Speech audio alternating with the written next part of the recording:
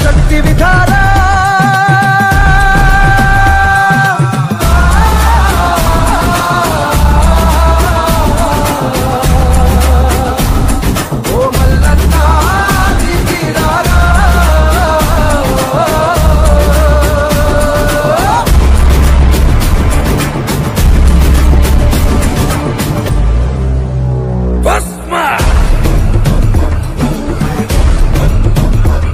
శివశక్తి విధాన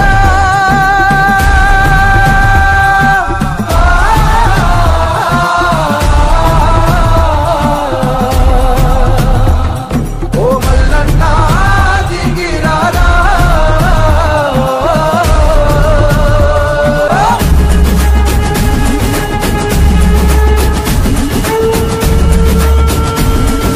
రౌద్రమే కణం రణం విచిత్రమే విశేషణం దిగ్వత్సమే విజృంభణం దీప్తదీప్తజిమిత మృత్యుఘోషం అత్యమే అమానుషం ఆపణం అసంభవం అవతారమే అగోచరం భువనగగన ఘోర కర్షణ చంద్రమా జటాధర రమాకరా పరాత్పర మనుకుల మహేశ్వర సాధారణంగా మీకు ఎట్లా ఉందో తెలియదు కానీ నాకైతే ఇవాళ కొవ్వాడిపేటలో కుటుంబ సభ్యులందరితో హాల్లో కూర్చొని మాట్లాడినట్టుగా నా భావం అయితే ఉంది ప్రస్తుతానికి. అందుకే నా ఉద్దేశాలు అలాగే పంచుకుంటాం.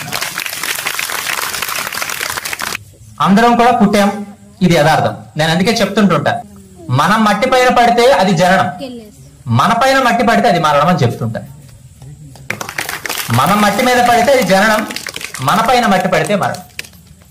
పుట్టింది మట్టి పైనే, కలిసేది మట్టిలోనే. కాబట్టి ఈ మధ్య బ్రతికే కాలం ఈ మట్టి రుణం తీర్చుకో పనులు అని బ్రతకాలి అని చెప్తారు.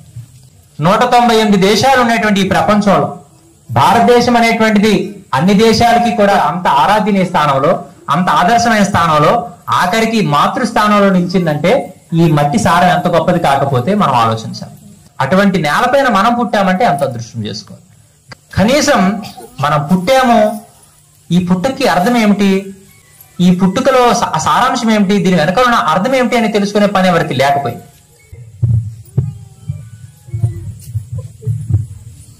ఇంత విషయం అక్కర్లా.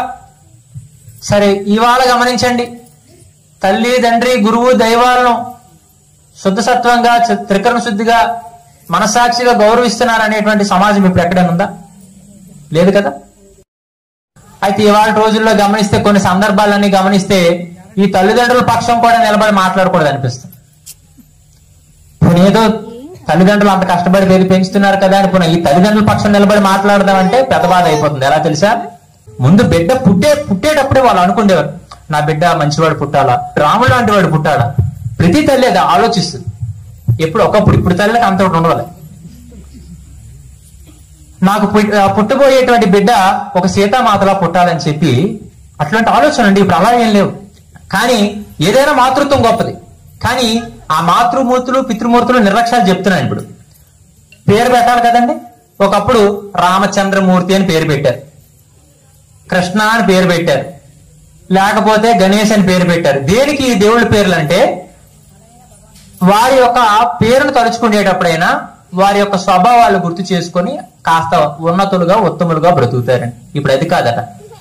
మొన్న పేరు ఒక ఆవిడ పట్టుకొచ్చింది పిల్లని, ఒక పాపని. ఏం పేరు పెట్టామంటే శ్లాష్మ అంట. దానికి అర్థం తెలియక పెట్టిందని శ్లాష్మ అంటే శివుడు అని అర్థం. అర్థమైందండి? శ్లాష్మ అంటే ఏం పేరు? శివుడి. దానికి అర్థం పర్థం ఉందా? మంచి మంచి పేరు ఉన్నాయి, పెట్టుకోకూడదా? అది కదట. ఎవ్వరు కొనని పేరు ఉండాలట. ఇది పేర్ల వరకు వచ్చి పోయారు. ఆఖరికి ఒకప్పుడు పిల్లలు తినాలంటే కూడా తల్లులు ఎంతో గారాభంగా తిన్నైనా ఇంచుమించుగా తల్లులు తెలిసినటువంటిది ఏంటంటే ఏదో పాటలు పాడి, మంచి పాటలు పాడి పెట్టేవారు. లేదంటే రాత్రి సమయంలో మాత్రం ఆ చందమామ తినేస్తావా, నువ్వు తినేస్తావా, చందమామ అది దొరకదు, అది ఆడి తెలియదు కదా, అలా మోసం చేసేది పెట్టేవారు. ఏమండి?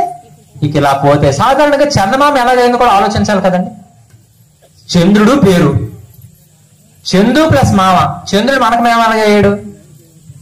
ఆలోచించారు ఏ రోజైనా? ఈ సృష్టికి ప్రారంభమైనటువంటి యొక్క మాతృదేవతలు ఆది దంపతులు శివపార్వతులు అంటాము. అలాగే ఆదర్శ దంపతులు అయినటువంటి యొక్క లక్ష్మీనారాయణులను కూడా అంటాం. లక్ష్మి మనందరి తల్లి కదా. లక్ష్మీదేవి చంద్రుడు ఇద్దరు కూడా అక్క తమ్ముడు. చంద్రుడు లక్ష్మీదేవి యొక్క తమ్ముడు. మరి తల్లి యొక్క తమ్ముడు ఏమవుతాడు? మేనమామ కదా. అందుకే చంద్రుడిని చందమామ అని మనం ప్రేమగా పిలుస్తాం. అందుకనే మనకి ఎక్కువ తండ్రి కంటే ఎక్కువ ప్రేమ ఎవరిపైన ఉంటది? మేనమామ పట్ల ఉంటది. అర్థమైందా? చందమామ అంటే ఎవరు? లక్ష్మీదేవి మన తల్లి, ఆ తల్లి యొక్క తమ్ముడు, అతడు మనకు మేనమామ కాబట్టి చంద్రుడిని చందమామ అని పిలుస్తాం. అర్థమైందా? ఏదో మర్చిపోయినట్టున్నారు మీరు. అయితే తినిపించేటప్పుడు గారాబం అది. ఒకప్పుడు మా తల్లి ఏమో వటపత్ర సాయికి వరహాల్లాలి, రాజీవనేతుడికి రతనాల్లాలి, మురిపాల కృష్ణుడికి అమ్మ పాలండమ్మ నాకు రాదు నిజంగా. మురిపాల కృష్ణుడికి ముత్యాల్లాలి, జగమేర స్వామికి జగడాల్లాలి. పగడాలా? ఇప్పుడు జగడాలు ఎక్కువ కదా. కానీ ఇప్పుడు అలా చెప్తున్నారా? వటపత్ర సాయికి వాట్సాప్ లాలి అంటే ఆ వాట్సాప్ పడుకుంటేనే మనవాడు పడుకుంటాడు కదా. ఒకప్పుడైతే కరాగ్రే వస్తే లక్ష్మి, కరమధ్య సరస్వతి, కరమూలేసితే గౌరీ, ప్రభాతే కరదర్శనం అని తండ్రి లేచేటప్పుడు నాయన మన చేతుల్లోనే సర్వశక్తులు ఉన్నాయి, మన కష్టాన్ని మనం నమ్ముకుంటేనే మనం ప్రశాంతంగా బ్రతకగలమని చెప్పి అటువంటివి చెప్తే, కరాగ్రే వస్తే వాట్సాప్, కరమధ్య ఫేస్బుక్, కరమూలేసితే మెసెంజర్, ప్రభాతే ఆండ్రాయిడ్ ఫర్ దర్శనం ఇప్పుడు చెప్తున్నారు. ఇకపోతే మెల్లమెల్లగా మాటలు వస్తూ ఉంటుంటాయి కదా. మాటలు వస్తూ ఉంటాయి. ఈ తినేదంతా ఎక్కుతుంటది కదా, శరీరంలో బలం వస్తుంటుంటది. పొరపాటుని ఏదే మాట గాని తప్పు ఆడితే పొరపాటున ఎక్కడైనా కానీ తప్పుడు దృశ్యం ఏదైనా కనిపిస్తే కళ్ళు మూసేసేది. పొరపాటున ఎక్కడైనా తప్పుడు పదాలు వినిపిస్తే చెవులు మూసేసేది. కానీ ఇప్పుడు ఫోన్లు ఇచ్చిస్తే మొత్తం ఏటు చెడ్డలో ఉంటాయి. ఇప్పుడు ఆ పెంపకాలు నేర్పులు లేవు. ఇక ఆఖరికి అభ్యాసం ఎట్లా అంటే, తల్లిదండ్రులకు అభ్యాసం ఒకానొక కాలంలో ప్రాతకాలాన్ని లేపి వారికి కూడా స్నానం చేయించి చక్కగా మంచి యొక్క నిండుగా ఆడపిల్లలకి ఆ యొక్క లంగావాణీలు అటువంటివి అంటే ఒళ్ళంతా కప్పుకొని నింపుగా ఉన్న బట్టలు. ఇప్పుడు అవి కాదు కదా. ఆ బట్టల పేర్లు వేరు. మిడ్డీలు, స్కర్ట్లు, చెడ్డీలు కూడా వేసుకున్న వాళ్ళు ఉన్నారు. అంటే అలా మారిపోయింది తరం. మారిపోయిందంటే దాని అర్థం ఏంటి? తల్లిలు తండ్రులు దాన్ని అరికట్టడం లేదు. ఒకప్పుడు కనీసం తల్లిదండ్రులు బట్టల షాప్కే వెళ్ళేవారు. ఇప్పుడు అది కాదు. వీళ్ళకి డబ్బులు ఇచ్చేసి వెళ్ళి తెచ్చేసుకోండి. పోనీ తెచ్చుకున్న తర్వాత బాగుందా లేదా అంటే వేసుకో, ఫ్యాషన్ ట్రెండ్. ఆ ట్రెండ్ అయితే ఎండిపోద్ది మనం కదా. స్కూల్లో వేస్తారు కదా. స్కూల్లో వేసేటప్పుడు కూడా ఒకప్పుడు ఏం చేసేవారు? తెలుగు మీడియం చదివించేవారు. ఇప్పుడు ఇంగ్లీష్ మీడియం అంట. ఆ ఇంగ్లీష్ మీడియం ఉండే దరిద్రం ఏంటో తెలుసా? ఒకే పదానికి దానికి రెండు అర్థాలు వస్తాయి. ఆంటీ అంటే పిన్ని అదేనట, అత్త అదేనట. పిన్ని అత్త ఒకటి అవుతాయండి. పిన్ని తల్లి, అత్త వరస వస్తుంది కదా. చాలా వరకు గమనిస్తే అమ్మాయిని పెండడానికి ఏంటి బాధ? మమ్మీ, మమ్మీ కూడా కదా మోమ్ అట. ఆ మూతి తిరుసుకొని గోమ కూడా కనిపిస్తుంటుంది. అమ్మాయిని పిలిస్తే ఒప్పుకోవట్లేదు మా అమ్మలో. అంత డబ్బులు పెట్టి ఇంగ్లీష్ మీడియం స్కూల్ చదివితే నన్ను అమ్మాయిని పిలుస్తావా? మమ్మీ అని పిలు. ఎదుటింటి ఆంటీ గారు నేను సిగ్గు తలంచుకుంటున్నాను తెలుసా. మరి మమ్మీ అంటే అర్థం ఏమిటి? ఈజిప్ట్ దేశంలో చచ్చిపోయిన శవము అంటే వాళ్ళకు ఒక కోరిక ఉంది. ఏమిటంటే ఎప్పటికైనా మరణాన్ని జయించేటువంటి శక్తి ఏదో వచ్చేస్తుంది, మృత్యుంజయ శక్తి వచ్చేస్తుంది. అప్పుడు వీళ్ళందరినీ బతికించేద్దామని చెప్పి వాళ్ళు ఏం చేస్తారు? ఇక్కడ మనకి ఎర్రమట్టి, ఈ ఎర్రమట్టి నాశనం చేస్తుంది వేగం. అక్కడ నల్లమట్టి, అది కాస్త తక్కువగా భద్రపరుస్తుంది శరీరాన్ని. అందులో కొన్ని తైలాలు గీలాలు వేసి గొడ్డలతో చుట్టేసి ఆ చచ్చిపోయిన శవాన్ని వాళ్ళు కాపాడుతూ దాస్తారు. వాటిని మమ్మీలు అంటారు. ఇట్లా తల్లిదండ్రులు పిలిచే వాతావరణం పోతే నిజంగా మా తల్లి అయితే, నా తల్లి అయితే చిన్నప్పుడు స్కూల్కి వెళ్ళేటప్పుడు కొద్ది మనకి ఎక్కువ హడావుడు ఉండేది. ఏంటి? ఈ లంచ్ బ్రేక్ చాలా ఎక్కువగా పెట్టుకుండేవాళ్ళు. ఈ బిస్కెట్స్ కానీ చాక్లెట్ కానీ కొద్దిగా ఎక్కువ లగేజ్ ఉండేది. అమ్మ ఒకటే చెప్పేది, నాన్న స్కూల్కి వెళ్తావు కదా, లంచ్ బ్రేక్ లో ఎవరైనా పిల్లలు నీకు ఏదైనా అడిగారు అనుకో, వారికి కూడా కొద్దిగా షేర్ చేయి. వారు ఏమైనా కూరలు ఏవి తెచ్చుకోకపోతే కొద్దిగా ఇవ్వు. అట్లాంటి పరిస్థితుల్లో అవసరమైతే కూర వారికి ఇచ్చేసేవాళ్ళని తప్పితే మరి షేరింగ్ కాదు. నాకు లేకపోయిన పర్వాలేదు, వారు తినొచ్చు. కానీ ఇప్పుడు అమ్మలు అలా చెప్తారా? నాయనా ఎవరికి ఇవ్వకు, నువ్వే తిను. ఆడికి ఇప్పుడు నుంచే నువ్వు ఎవరికి ఇవ్వకంటే రేపు పొద్దున ఆ డబ్బులు ఆడు సంపాదించి ఆడంతటా కాళ్ళ మీద కష్టపడి ఆడిని పోషించే టైం వచ్చి నీకు పెడతాడా? ఆడే తింటాడు. అప్పుడు ఏం చేస్తాడు? ఆస్తి పత్రాలను రాయించుకున్న తర్వాత ఇద్దరిని తీసుకెళ్లి ఓల్డేజ్ హోమ్ లో పడేస్తాడు. గతి లేని చావు చావాలి కదా.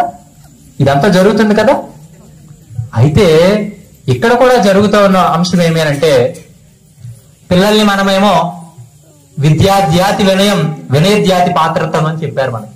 విద్య వల్ల వినయం వస్తుంది. మరి ఇవాళ ఒకప్పుడు పిల్లలకి చదువు లేకపోతే ఒక చులకనగా భావించేవారు. చదువు అనబడేటువంటిది క్వాలిఫికేషన్. ఇప్పటి తరంలో మగపిల్లలకు గమనిస్తే వ్యసనం ఒక క్వాలిఫికేషన్. వ్యసనం లేని వాడంటే చవకబారు, చులకన ఆలోచన ఈరోజు సమాజంలో ఏర్పడిపోయింది. ఆఖరికి సరదా అంటదంట. మామూలు మీరు గమనించండి, ఇదే పుట్టినరోజు ఇంకో ఎవరైనా చేస్తే ఫోటోలు తీసుకున్న అందరం ఒకరు చెమటెక్కిపోతుంటాం. అందరం మాత్రం తలపడిపోతుంటారు కదా. నిజమేనమ్మా? మనం ఏమనుకుంటాం, పుట్టినరోజు అంటే ఊరికి సంబరాలు. ఆ సంబరాలు కూడా మామూలు సంబరాలు కాదు. ఎటువంటి సంబరాలు ఇప్పుడు కల్చర్ అంటే, రాత్రి 12 అయ్యేసరికి సాధారణంగా మీరు గమనించండి, 12 అనేటువంటి దాన్ని ఏమంటాం, అర్ధరాత్రి అంటాం. అర్ధరాత్రికి ఎందుకు మనం భయపడతామంటే, ఆ సమయాల్లో కొన్ని రకాలైనటువంటి దుష్ట శక్తులు, దెయ్యాలు, గాళ్ళు ఇవి ఇబ్బంది పెడతాయి అని. ఆ సమయానికి అసలు ఎవరు తెలియజేసి ఉండరు, బయటకు కూడా రారు. కానీ పుట్టినరోజు, హ్యాపీ న్యూ ఇయర్ మాత్రం ఇప్పట్లో కొరువు దెయ్యాలు కూడా ఏమనట్లేదు. 12 అయ్యేసరికి కీరు బయలుదేరిపో పిచ్చి పిచ్చి కేకలు, ఆ ఏ దిక్కుమాలి స్ప్రేలు కొట్టించుకోవడాలు, అసనోళ్ళట ఆ కేకులు కోసిడాలు, రాసేసుకోవడాలు. ఇంకా దరిద్రం మా భారతదేశానికి ఉంది కదా పనికిమాల యువత. అసలు ప్రపంచ దేశంలో యువశక్తి అధికమైన కలిగిన దేశం ఏదైనా భారతదేశం. చైనాకి లేదు, అమెరికాకి లేదు. అక్కడ రోజు రోజుకి కూడా తగ్గిపోతా ఉన్నారు. కానీ ఇక్కడ పుడతా ఉన్నారు, పనికిమాలలు అయిపోతా ఉన్నారు. ఆఖరికి ఎంత వికారం అంటే, ఇంకా ఫినాయిల్లు, నీళ్ళు మందులు, గుడ్లు, టమాటీలు కొట్టుకొని పుట్టినరోజులట. మీకు తెలుసా? మొన్న ఎక్కడో వీడియో చూశాను. అది చూడండి, ఇలా స్పార్కిలింగ్ వస్తుంది, ఒక క్యాండిల్ మెరుపులు వస్తూ ఉంటది. ఈ కుర్రవాళ్ళందరూ కలిసి పుట్టినరోజు చేస్తున్నారు రోడ్డు మీద చేస్తే వీడు ఊతున్నాడు. ఊసేసరికి వెనకాల ఎవడో కొట్టాడు బుర్రలాగా, అది వెళ్ళి కంట్లో దిగిపోయింది. నిజమేనా? పుట్టినరోజు అంటే వయసు పెరిగింది అనుకుంటాం, కానీ ఆయుష్ తరుగుతా ఉందన్న విషయాన్ని గుర్తుపెట్టుకోవాలి. ఒక వ్యక్తి భగవంతుడు 80 సంవత్సరాలు ఆయుష్ ఇచ్చాడు అనుకోండి, 40 వచ్చిందంటే ఇంకెంత బతుకుతాడు? అప్పుడు ఏం చేయాలా? ఆలోచనలో పడాలి. రోజులు గడుస్తా ఉండే కొద్ది నన్ను కాలం పిలుస్తా ఉంది. నేను అందుకే చెప్తుంటాను మీ అందరికీ కూడా. ఏమిటి తెలుసా? చిన్న ఉదాహరణ చెప్తాను. చుక్చుక్ రైలు వస్తుంది, దూరం దూరం జరగండి, ఆగినప్పుడు ఎక్కండి, జోజో పాప ఏడవకు, లడ్డూ మిఠాయి తినిపిస్తా, కమ్మని పాలు తాగిస్తా అని చెప్పి చిన్నప్పుడు పిల్లలు చెప్పారు. అసలు దాంట్లో ఎంత అర్థం ఉందో మీకు తెలుసా? అది భగవంతుడు మనతో చెప్తున్నాడంట. ఎలా తెలుసా? చుక్చుక్ రైలు వస్తుంది, రోజులు నడుస్తా ఉండగా, కాలం గడుస్తా ఉండగా మరణం అనబడేటువంటి రైలు వస్తుంది. దూరం దూరం జరగండి, ఈ కోరికలు, వ్యామోహాలు, ఈ యొక్క బంధాలు, బంధుత్వాలు వీటన్నిటి నుంచి దూరంగా జరగండి, ఆగినప్పుడు ఎక్కండి, నిస్సంకోచంగా మీరు ఎక్కేయండి, జోజో పాప ఏడవకు. ఆఖరి నువ్వు ప్రాతగా మారిన తర్వాత, అయ్యో నా కూతురు ఏడుస్తుంది, నా కొడుకు ఏడుస్తున్నాడు, అదిగో నా ఇంటి మీద ఏమో పప్పు ఉడికిపోతుంది, నా బీరువాలో బంగారం ఉండిపోయింది, నాసు ఉండిపోయింది అని చెప్పి ఇటువంటి అపేక్షను వేడకు. లడ్డూ మిఠాయి తినిపిస్తా. లడ్డు ఎవరి ప్రసాదం? వెంకన్న స్వామి ప్రసాదం. మిఠాయి ఎవరి ప్రసాదం? కృష్ణస్వామి ప్రసాదం. అందుకు నేను లడ్డూ మిఠాయి తినిపిస్తా. అందుకు నేను ఇలా చేస్తే మీ అమ్మ లక్ష్మి ఏం చేస్తా తెలుసా? లక్ష్మీ క్షీర సముద్రాస్తనయాం, పాలలో పుట్టినటువంటి తల్లి నీకు కమ్మని పాలు తాగిస్తాం. ఎంత భరోసా ఉంది చూసారా? భగవంతుడు ఎంత అర్థాన్ని చెప్తున్నాడు జీవితాన్ని. ఇది గుర్తుపెట్టుకోవాలా లేదా? పోనీ దీని అర్థాన్ని ఎప్పుడైనా గమనించారా? చెప్పండి అమ్మా. ఇంచుమించుగా అందరికీ తెలుసు కదా. ఏంటి అందరికీ నేర్పిస్తున్నారు, దీంట్లో అర్థం ఏంటో ఆలోచించారు పోనీ ఏ రోజైనా? తల్లిదండ్రులు ఎంత నిర్లక్ష్యంగా పిల్లలు పెంచుతున్నారంటే, కొడుకుల కోసం మొదలెడితే ఫ్రెండ్ పుట్టినరోజైనా బయటికి వెళ్తాడు, రాత్రికి ఇంటికి రాడు, ఉదయం ఎప్పుడో వస్తాడు, 12 దాకా పడుకొని ఏదో ఈ సెంట్రల్ గవర్నమెంట్ జాబ్ ఉన్నోళ్ళ గబగబ స్నానం చేసి బయటికి పోతాడు. ఆడు వచ్చేటప్పటికే ముఖం పొంగిపోయి కళ్ళు ఎర్రగుంటాయి. కనీసం ఎక్కడికి వెళ్తున్నామని అడగరు, వెళ్ళినోడు టైంకి ఇంటికి రా అని చెప్పరు. పోనీ వచ్చిన వాడికి నువ్వు రాత్రి ఎక్కడికి వెళ్ళావు, ఏం చేశావు అడగరు. కనీసం ఒక చెకింగ్, ఒక అనుమానించడం కూడా ఉండదు. పొరపాటున తాగీసేగాని వస్తే, ఇవన్నీ ఆ లక్షణాలే. తాగీసేగాని వస్తే మా అమ్మలకు ఆరాబ్ మీకు కదా, రానైనా దా మీ నాన్న చూస్తే తిట్టేస్తాడు దా. నిజమేనా? నిజమా తల్లి చెప్పండి. ఉన్న చెప్తున్నా లేకపోతే ఎక్కడి నుంచి యాడింగ్ అవుతుందా? ఇప్పుడు ఇవేమైనా మీకు తప్పు అనిపిస్తున్నాయా, ఇవి నిజమా అనిపిస్తున్నాయా? కదంటే మార్చుకోవాల్సిన పద్ధతి ఉందా, అవసరం ఉందా? సరే ఇలా జరిగితే తండ్రి ఏమైనా కానీ పొరపాటున కొట్టాడు అనుకోండి, ఏమండి మన కొడుకు అండి, నా మన కొడుకే కదండి, ఈవిడ ఓదార్చేస్తుంది. ఇక పొరపాటున కానీ తల్లి గాని వ్యతిరేకించింది అనుకోండి, ఏరా తమాషా చేస్తున్నావు అంటే, ఏం ఎదుటి అప్పారావు గారి కొడుకు తాగలేదా, ఆ కొడుకు తాగు తప్పేటి, సరదా, ఈ వయసు కాబట్టి ఎప్పుడే సరదాగా మొదలై అలవాటుగా మారి మనలో ఆసనం వేసుకొని మన జీవితాన్ని నాశనం చేసేదే వ్యసనం. ఇప్పుడు సరదాని వదిలేస్తావు, రేపు పొద్దున్న తర్వాత వాటి వేసి నీకు 4 వేసిస్తుంటుంటాడు. అప్పుడు ఖచ్చితంగా నువ్వు ఎన్ని గుళ్ళు గోపురాలు తిరిగినా ఏ భగవంతుడు కూడా పట్టించుకునే పరిస్థితి లేదు. నిజమేనా? కష్టాలన్నీ కోరి తెచ్చుకుంది మనం, పరిష్కారాల కోసం దేవుడు మెట్లు ఎక్కడాలి, దేవుడిని ఏమో తిరిగి నిందించడాలి. ఆ దేవుడు ఏంటి చెయ్యట్లేదు, ఆ దేవుడు నన్ను పట్టించుకోవట్లేదు, ఆ దేవుడిని కరుణించట్లేదు. నిజమేనా? కష్టాలన్నీ కొని తెచ్చుకుంటున్నాం, కష్టమని తెలిసి కూడా. ఎట్లా తెలుసా? బిర్యానీ అనే పదం ఉంది కదండి, ఏంటది? అసలు బిర్యానీ అనేది ఎవరి యొక్క ఆహార వంటకమో మీకు తెలుసా? చెప్పండి ఏమా, ఎవరు చెప్పామా? ఓకే. అయితే మరి వాళ్ళకే ఎందుకు అది వచ్చింది తెలుసా? వారికి, ముస్లింస్ అనబడేటువంటి వారికి, ఒక వర్గం వారికి ఒక కోరిక ఉంది. ఏంటంటే ఎప్పటికైనా ఈ ప్రపంచం అంతా మేమే ఉండాలి, దీన్ని మొత్తం మేమే వ్యాపించాలనేటువంటి ఒక కోరిక వారికి ఉంది. కాబట్టి వారి ఎక్కువ సంతానాన్ని పెంచుకుంటుంటారు. ఏం పెంచుకుంటారు? అందుకే మీరు గమనించండి, వారికి 11 డేస్ మీద 12 డేస్ మీద క్రికెట్ టీంలు ఉంటాయి. నిజమేనా? మనమా ఒకరు ముద్దు ఎదురు వద్దు, మనకు పెంచడం చేత కాదు, మరి అంతమంది ఉన్నా కూడా వాళ్ళు బాగానే ఉంటారే. ఇటువంటి పరిస్థితుల్లో ఆ బిర్యానీ ఘాటుగా ఉంటుంది. అందులో ఘాటైనటువంటి ఒక స్పైసీ మసాలాలు కలుపుతారు. ఎప్పుడైతే ఘాటు ఎక్కువగా వాడతారో మనిషి కామ ప్రేరేపితమైనటువంటి యొక్క స్వభావాలు, గుణాలు కలుగుతాయి. ఆ కలిగేటప్పుడు కోరిక ఎక్కువ కలుగుతుంది కాబట్టి సంతానం కలగడానికి అది సునాయాసంగా సులువుగా ఉంటది. కాబట్టి వాళ్ళు మంచి ఘాటుగా దమ్ము బిర్యానీ, ఏంటది దమ్ము కలగడానికి ఆ ఘాటు పెట్టుకొని దానికి దమ్ము బిర్యానీ అని పెడితే మనకు అది అక్కర్లేదు కదా, మనకు తెలియదు కదా, అడ్డకు దొరికితే లాగిడమే తినిస్తూ. ఇది ఘాట్ అని తెలుసు, తింటే అరగదని తెలుసు, రాత్రి పడుకుంటే ఇబ్బంది అని కూడా తెలుసు. కూడా మన వాళ్ళు ఏం చేస్తారు, పక్కన కోక్ థమ్స్అప్ పెట్టుకొని తాగుతూ తింటూ మెల్లగా చూడండి. మనకి స్లాబ్ వేసినప్పుడు స్లాబ్ వేస్తారు, అది దిట్టించడానికి వైబ్రేటర్లు పెట్టి సేమ్ అనమాట. నాకు అదే అనిపిస్తుంటాడు, అది ఎక్కదు బిర్యానీ, ఇది వైబ్రేటర్ థమ్స్అప్. రాత్రికి ఏది గ్యాస్ట్రిక్ వచ్చినట్టు గోపి కదండి, గోపి ఎక్కడో ఆలోచిస్తుంది అనమాట.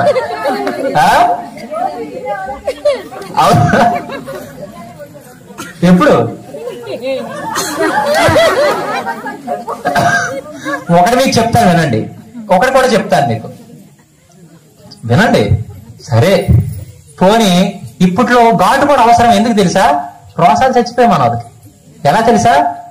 మీ దేవుడు కాదు, మీ దేవుళ్ళు రాళ్ళు, మీ దేవుళ్ళు సైతాన్లు, మీరు పాపానికి పోతారు, మీరు నరకానికి పోతారు అని చెప్తుంటే సిగ్గు ఎగ్గు లేకుండా నిజమేనే రోసం చచ్చిపోయింది. ఇలాంటప్పుడు గోపి పెడతాడేమో అందుకే.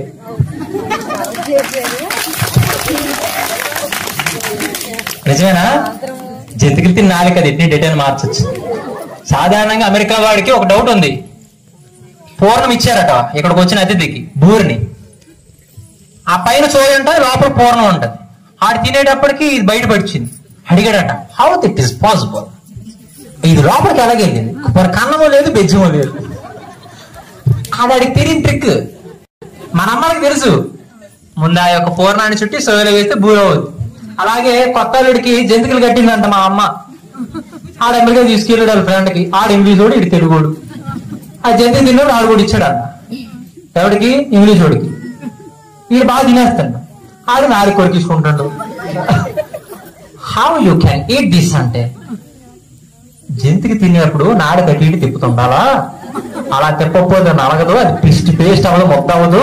మా తెలుగు వారికి నాలుగు కట్టి ఇటు తిప్పడం తెలుసు కాబట్టి మేము బాగా తినేయగలం, మీ ఇంగ్లీష్ వాడు కదా రాదు కాబట్టి మీరు తినలేకపోతాను అంటారు కదా. అంటే మీరు బాగా గమనించండి, మనిషి ఎప్పుడైతే తన యొక్క మానవతా విలువలకు వ్యతిరేకంగా బ్రతుకుతాడో వాడు మనుగడకు దూరం అవుతాడు. వాడు మనుగడకు దూరం ఎప్పుడైతే అయ్యాడో వాడు మరణించిన శవంతో సమానం. ఆఖరికి సైన్స్ ఇప్పటికీ ఆలోచిస్తుంది ఒకటి ఏంటంటే, మనుషులు చావకుండా ఎల్లకాలం బ్రతికించాలి అంటే ఏం చేయాలో సైన్స్ చెప్తుంది. కానీ ధర్మం ఏం చేస్తుంది తెలుసా? శవం అయిపోయిన తర్వాత కూడా మనుషుల యొక్క మనసులో ఎలా బ్రతకాలో మన ధర్మం చెప్తుంది. అంత గొప్ప ఆచార వ్యవహారాలు మనకు. నిజంగా చెప్పండి, దైవం పట్ల భక్తి నిజంగా ఉందంటారా? అవసరార్థ భక్తి. మనం పచ్చగా చల్లగా ఆనందంగా ఉన్నప్పుడు ఎవరికైనా దేవుడు గుర్తొస్తాడా?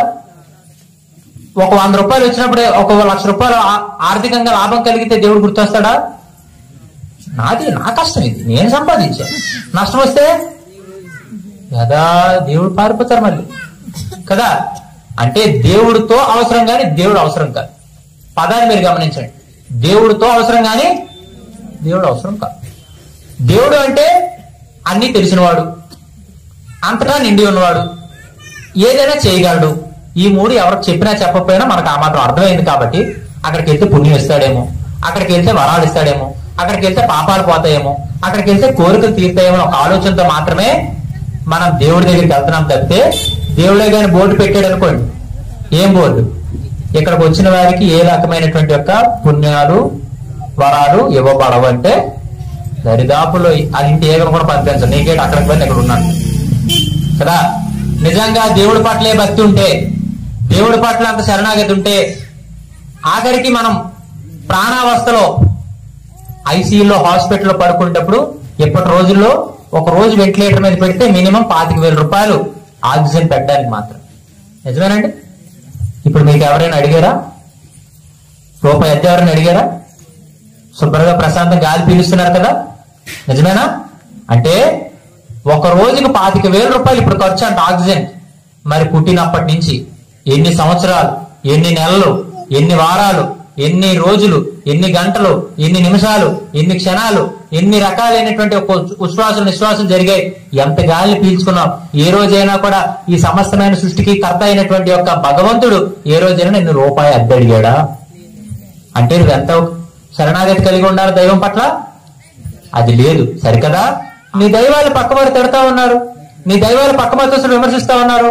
ఆఖరి నీ పక్కింటమ్మనే, నువ్వు వదిలేని పిలిచినమ్మనే, ఆఖరి నీ చెల్లినే, నీ కుటుంబ సభ్యులనే, ఆఖరికి వాళ్ళ మతాలు మార్చుకుంటున్నప్పుడు నువ్వేం ప్రశ్నించగలుగుతా ఉన్నావు? అరే నేను ఒకటే చెప్తా, మా హిందూ దేవి దేవతల్లో లేని ఏ రకమైన ప్రత్యేక లక్షణమైనా ఇంకే దేవుళ్ళైనా ఉంటే నేను సైతం కూడా సన్యాసాన్ని విడిచిపెట్టి నేను మతాల్లో కలిసిపోతానని బహిరంగ సవాలు విసురుతాను. ఎవడైనా సవాలు స్వీకరించగలుగుతాడా? చేయగలుగుతారండి? మీరు బాగా గమనించండి. ఇస్లాం అనబడేటువంటి మతం పుట్టి ఎన్ని సంవత్సరాలు అయింది తెలుసా? 4,000 సంవత్సరాలు. ఎంత అయింది? ఆఖరికి జీసస్ క్రీస్త్ బైబిల్ పుట్టి ఎన్ని సంవత్సరాలు అవుతుంది తెలుసా? 2,000 సంవత్సరాలు. ఎంత అవుతుంది? రాముడు కట్టిన వార్తకి వయసు ఎంత తెలుసా? 1,76,000 సంవత్సరాలు. రాముడు కట్టిన వార్తకి 1,76,000 సంవత్సరాలు అయితే రాముడు 11,000 సంవత్సరాలు అయోధ్యను పరిపాలించాడని రామాయణం హిస్టారికల్ ప్రూఫ్. రాముడి కంటే దశరథ మహారాజు, దశరథ మహారాజు తండ్రి అజ మహారాజు, ఇలా రాముడికి వంశవృక్షంలో ఆఖరికి ఇక్ష్వాకుడి దగ్గర మొదలెడితే 1,00,000 సంవత్సరాలు రాముడి దగ్గర అయ్యింది. సరే అవన్నీ వద్దు, ఆఖరికి మాకు శ్రీశైలం మల్లన్న గొప్ప ఆరాధ్య దైవం. శ్రీశైలం మల్లన్న యొక్క ఆలయం ముందుండేటువంటి ధ్వజస్తంభం వయసు పురావస్తు శాఖ వారు చెప్పింది 5,000 సంవత్సరాలు. ఎంత అండి? పురావస్తు శాఖ ధ్వజస్తంభం యొక్క వయసు 5,000 సంవత్సరాలు. అంటే ఆలయాన్ని నిర్మించింది రాజులు కాబట్టి ఏ రాజు 5,000 సంవత్సరాల క్రితం పెట్టాడంటే ఆ లోపల లింగం వయసు ఎంత ఉండే. నిజమేనా? నిన్నకాక మన పుట్టిన మీరేం తిరగబడితే మేము తిరగబడితే ఆలోచించండి. కానీ హిందువులకి ఏమైంది తెలుసా? ఈ రోజు పూర్తిగా హిందుత్వం దెబ్బతిన్నానికి కారణం ఏంటో తెలుసా? 2 ఒకటి నాకెందుకులే అనుకోవడం, రెండోది ఎవరి పాపానికి ఆడైపోతాడు. ఒకటి శాతకాంతనం, ఇంకోటి నిర్లక్ష్యం. నాకెందుకులే అంటే నిర్లక్ష్యం. ఎందుకంటే నిప్పలు అక్కడి ఇంటికి కాదు, నీకు కాదు కదా. కానీ కొన్ని రోజులు అయ్యేసరికి అదే నిప్పు నీ ఇంటికి కూడా మంట పెట్టేస్తుంది. ఆఖరికి ఎవరి పాపానికి ఆడే పోతాడట. అన్ని సందర్భాల్లో అది వర్తిస్తుందా? మనం చేయాల్సింది కూడా మనం చేయాలి. ఇవాళ మనుషులు ఏం చేస్తారు? ప్రయత్నం చేయకుండా ఎవరి పాపం ఆడిదేనట్టు. అందుకని మీరు గమనించండి, ఈ రోజు ప్రతి గ్రామాల్లో కూడా చర్చిలు విరిసిపోతా ఉన్నాయి. నిజమేనా? మనం కేవలం ఒక గురువు చెప్పిన మాటని 1 గంట వినడానికి ఇక్కడ కష్టమైతే వాళ్ళు ఏం చేస్తారు? వారంలో ఎన్ని రోజులు 6 రోజులు ఎలా పోయినా 7వ రోజు మాత్రం ఉద్యోగస్తులు కూడా సెలవులు పెట్టి, మీరు గమనించండి, సెలవులు పెట్టి ఉదయం 9 అయ్యేసరికి ఎట్టండి ఫోన్ స్విచ్ ఆఫ్, కూర్చొని ఆడవాళ్ళు కొంగు కప్పేస్తారు. అది చదవడం రాదు, ఇల్లు రాదు కానీ పుస్తకాలు తిరిగేసేస్తారు. ఏ చాప్టర్ అంటే ఆ చాప్టర్ తీస్తారు. అయ్యగారులు అందరూ కూడా బుర్ర ఉంచుకొని అలా వింటారు. ఎక్కడ ఏది చెప్తే అది కుక్క అంటే కుక్క, పంది అంటే పంది, నంది అంటే మరి లేదు. ఆఖరికి వాక్యాలు కట్టుబడి బతకాలట. అందులో ఉన్నవన్నీ పాపాలు కానీ దాని పేరు పరిశుద్ధ గ్రంథం. ఇవాళ ఉదయం ఒక సందర్భం మీకు చెప్పి ముగిస్తాను. మన పీఠానికి బాగా కావాల్సిన వ్యక్తి, ఇక్కడ చింతలవలస కమాండెంట్, అక్కడ ఆయన ఒక హెడ్ కానిస్టేబుల్. ఆయన అక్కడ వెంకటేశ్వర స్వామి ఆలయాన్ని గట్టి అభివృద్ధి చేసి వారి కుటుంబం అంతా కూడా కాస్త ప్రజలకి, గ్రామానికి, సమాజానికి సేవ చేస్తూ, ఆ వ్యక్తికి గత నెల 21వ తారీఖు యాక్సిడెంట్ జరిగింది. ఓ 4 రోజులు ప్రాణాలతో పోట్లాడాడు, పోరాటం చేశాడు, నిన్న మరణించాడు. ఇవాళ ఉదయం వెళ్లాల్సి వచ్చింది. అంటే సాధారణంగా సన్యాసులు సాధారణంగా ఈ యొక్క చావులకు వెళ్ళకూడదని ఒక నియమం ఉంది. కానీ నేను దాన్ని ఎందుకు కాస్త వెనక పెడతానంటే, ఇవాళ ధర్మం చెడిపోవడానికి, చాలా మంది మతాలు మారిపోవడానికి గల కారణం ఏమిటి అని అంటే, ఈ స్వాములు పీఠాధిపతులు మమ్మల్ని అంటుకోరు, ముట్టుకోరు. ఈ స్వాములు పీఠాధిపతులు మా యొక్క హరిజన, గిరిజన, ఎస్సీ, ఎస్టీ, తాడిత పీడిత గ్రామాల్లో తిరగరు. ఈ స్వాములు పీఠాధిపతులు మాకు అందుబాటులో ఉండరు, మమ్మల్ని వివక్షతో చూస్తారు, మమ్మల్ని అంటరాని వాళ్ళుగా చూస్తారని చెప్పి కొంతమంది మనసులో ఉండబట్టి వారు దూరంగా ఉంటే దాన్ని ఆసరాగా చేసుకొని కొంతమంది ఏమో వారికి ఆశ్రయం ఇస్తే మతాలు మారిపోతున్నారు. ఇటువంటి పరిస్థితుల్లో ఉదాహరణ గమనిద్దాం. కొన్ని వందల ఇంట్లో ఆఖరికి నాకు తెలియకుండా వారి యొక్క దేవుడి గదిలో నా ఫోటోలు పెట్టుకొని పూజ చేసుకున్నవారు వారి విశ్వాసం. నేను అది ఎప్పుడు యాక్సెప్ట్ చేయను, అది వద్దు అంటారు. కానీ సరే, వారి విశ్వాసం అది ఉంచుకున్నాం.